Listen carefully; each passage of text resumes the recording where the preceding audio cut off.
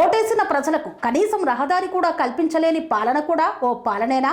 పేరుకే ప్రజాప్రభుత్వం, అభివృద్ధి మాత్రం శూన్యం.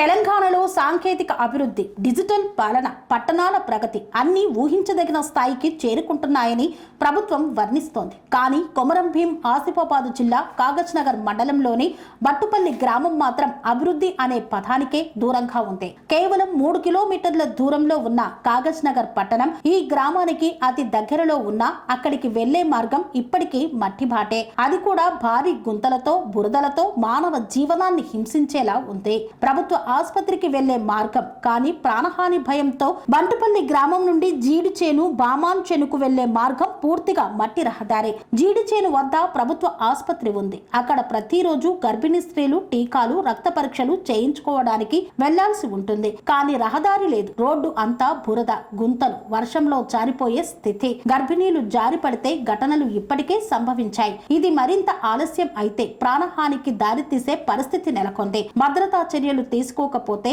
ఐపీసీ సెక్షన్ 269 అండ్ 304A వర్తిస్తాయి. ప్రజల జీవన హక్కుల ఉల్లంఘన, భారత రాజ్యాంగంలోని ఆర్టికల్ 21 ఉల్లంఘన, చిన్నారుల విద్య, ప్రయాణం కూడా ప్రమాదభరితమే. ఈ మార్గం ద్వారానే విద్యార్థులు పాఠశాలకు వెళ్లాల్సి వస్తోంది. చిన్నారులు బుక్స్ మోస్తూ బురదలో నడవాల్సిన పరిస్థితి. వర్షాకాలం వస్తే వారి పడిబాట కరతాళమయ్యే ప్రమాదం. ఇది ఆర్టీఈ చట్టం 2009 ప్రకారం పిల్లల విద్యా హక్కు ఉల్లంఘనగా పరిగణించవచ్చు. రైతుల రోధన, వ్యవసాయ భూములకు నడక ప్రయాణం. ఈ గ్రామం పక్కనే ఉన్న పంట పొలాలకు వెళ్లాలంటే ఇదే మార్గం. ట్రాక్టర్లు, రవాణా వాహనాలు వెళ్లలేవు. రైతులు నెత్తిన ఎరువులు, పంటలు మోస్తూ నడవాల్సిన పరిస్థితి. ఇది వ్యవసాయ వ్యయాన్ని పెంచడమే కాక ప్రభుత్వ వ్యవసాయ విధానాల పట్ల వ్యంగ్యంగా మారుతోంది. అధికారులపై ప్రజల నిలదీత వెంటనే రహదారి నిర్మించబడి బంటుపల్లి ప్రజలు గతంలో పలుమార్లు విన్నపాలు చేసినా గత ప్రభుత్వాలు తగిన చర్యలు తీసుకోలేదు.